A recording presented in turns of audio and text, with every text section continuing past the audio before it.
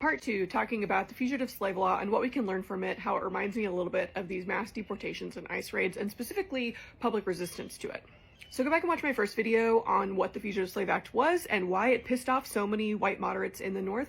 But there were different levels of resistance. So there were state Supreme Courts. Wisconsin actually became the only state Supreme Court to declare the law unconstitutional in its state.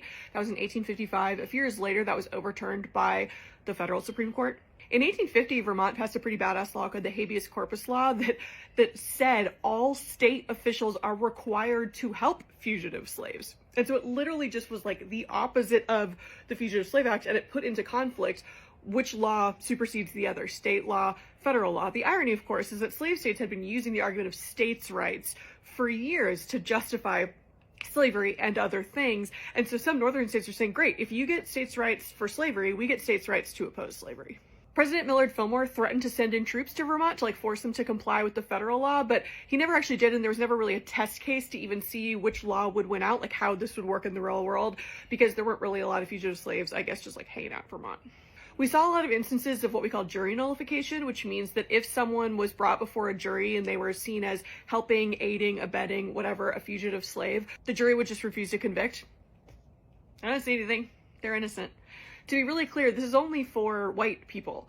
They're the only ones that are given the right to a trial by jury. Suspected fugitive slaves are not given a trial by jury. They're just brought before that one judge and then sent to the South.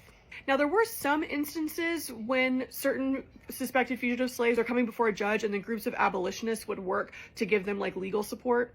Reverend Luther Lee from a Methodist church in Syracuse, New York, just went up in front of his congregation and said, quote, "I never would obey it, the law.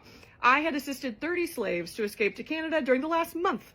If the authorities wanted anything of me, my residence was at 39 Onondaga Street. I would admit that, and they could take me and lock me up in the penitentiary on the hill. But if they did such a foolish thing as that, I have friends enough in Onondaga County to level it to the ground before the next morning. Come get me. Yeah, I helped 30 slaves in the last month. What are you gonna do?"